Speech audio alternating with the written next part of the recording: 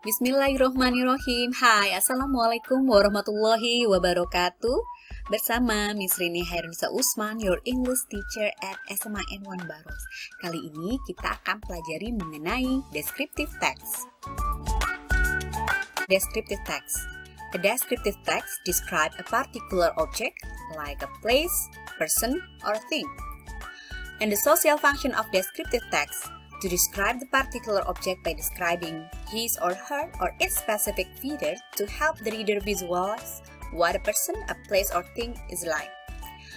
Dalam bahasa Indonesia bisa dikatakan bahwa deskriptif adalah sebuah jenis teks yang menggambarkan dengan jelas sifat-sifat yang melekat pada objek tertentu atau objek khusus, baik itu pada manusia, tempat, hewan, tumbuhan, maupun benda mati. Tujuannya untuk memberikan informasi dan menggambarkan dengan jelas mengenai objek khusus yang digambarkan kepada pembaca. The generic structure of descriptive text. Struktur dari teks deskriptif ada dua. Pertama, identification, identifikasi. Kemudian yang kedua adalah description atau deskripsi. Identification terletak pada paragraf pertama, tujuannya untuk mengidentifikasi suatu objek yang ingin dideskripsikan. Bisa dikatakan ini mengenalkan objek yang akan kita jelaskan sebelum kita beritahu lebih rinci lagi. Sedangkan description atau deskripsi, ini adalah paragraf yang berisi tentang sifat-sifat yang melekat pada sesuatu yang sudah kamu kenalkan sebelumnya. Contoh termudah. My friend. I have a close friend. She is beautiful and trendy. She like her new stylish shoes. She is really mad on that shoes. Pada potongan teks yang pendek ini bisa dikatakan identifikasi adalah mengenalkan I have a close friend. Nah, kemudian dilanjutkan dengan deskripsinya, ya, sifat-sifat yang melekat pada orang tersebut. She's beautiful and trendy, ya, dia cantik dan trendy. She like her new stylish shoes, ya, dia senang dengan model sepatu-sepatu baru. She's really mad on that shoes, dia sangat tergila-gila dengan sepatu. Sedangkan untuk unsur kebahasaan teks deskriptif, pertama, noun, kata benda yang digunakan adalah kata benda yang spesifik, misalnya my cat, monumen nasional, nama tempat my sister, dan sebagainya. Juga menggunakan banyak adjektif atau kata sifat untuk memperjelas benda tersebut, seperti the red book, a beautiful flower. Dalam teks ini juga menggunakan simple present tense, my room has one bed, or my sister is very pretty. Dan mereka sering juga menggunakan figurative language atau bahasa figuratif seperti metafora yang mengilustrasikan sesuatu. Ketika kita akan menggambarkan kulit seseorang misalkan atau menggambarkan rambut seseorang, kita menggunakan bahasa-bahasa indah. Berikut contoh descriptive text. My bedroom is my favorite room. Its wall color is blue, which is my favorite color. It has one comfortable bed that faces the window.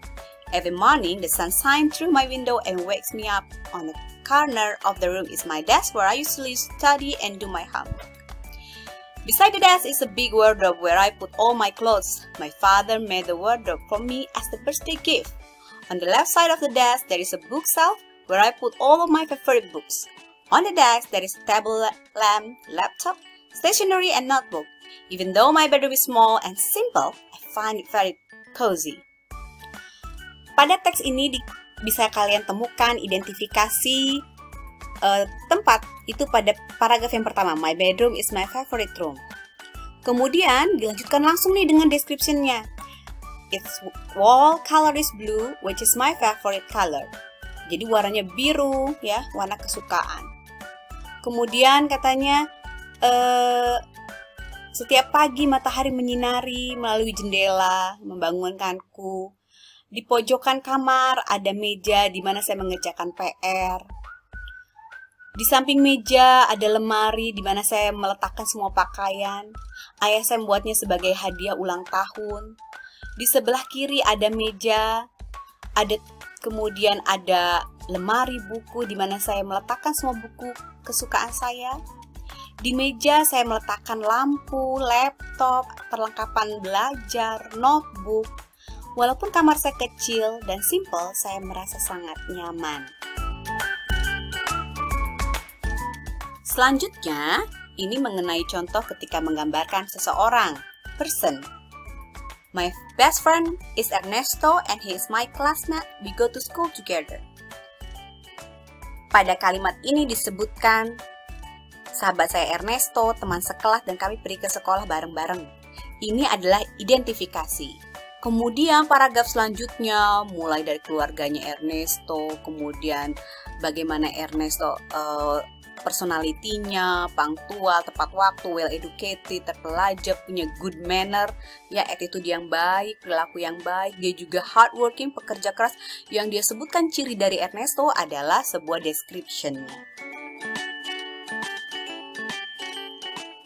Oh, Tasikardi ya. Tasikardi adalah danau buatan yang ada di Kramat Watu, Serang, ya di daerah kita.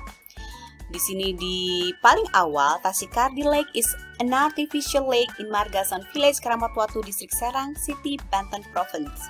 It is located about 10 km from the city center of Serang. It comes from Sundanese name, ya, mean artificial lake. It is 5 hectares wide and the bottom is covered with brick tile. Ini mulai mengidentifikasi. Namanya Tasikardi adalah danau buatan di Kramat Watu, Serang, Banten. Terletak 10 kilo dari pusat kota. Di berikutnya, paragraf-paragraf berikutnya, nanti di sana dijelaskan asal muasal dibuatnya pada kesultanan siapa, kemudian di dalamnya ada apa saja, diameter, luas, dan sebagainya dijelaskan di sini, bahkan sampai fungsi. Berarti ini sudah mulai mendeskripsikan Tasikardi.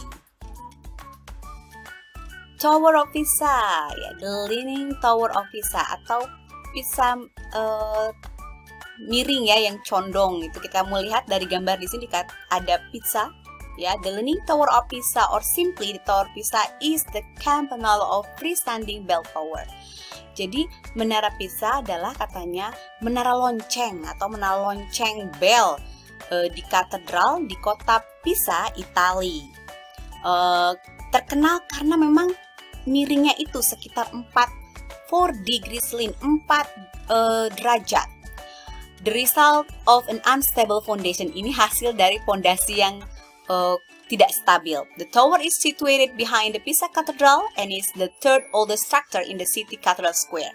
Tower ini katanya terletak di belakang Katedral Pisa dan termasuk bangunan tertua ketiga di alun-alun katedral, ya. Dilanjut pada paragraf berikutnya, ini sudah mulai detail dengan sifat yang terletak pada bangunan tersebut.